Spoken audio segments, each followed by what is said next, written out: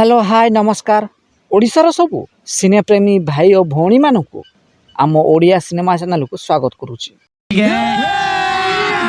अभी मजा आएगा ना भिड़ो।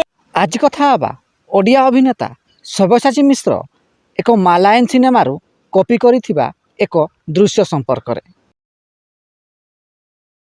1991 मसीह रिलीज होइतिला एक मालायालम सिनेमा जार ना रही गॉडफादर।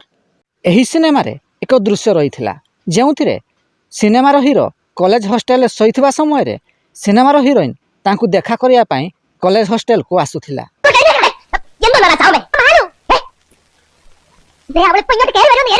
एही समान दृश्य को कॉपी करा होइतिला 2009 मसीह रे रिलीज होइतिबा ओडिया सिनेमा love.com रे। एही सिनेमार मुख्य भूमिका रे सब्यसाची मिश्र एवं मेघा घोष अभिनय करथिले।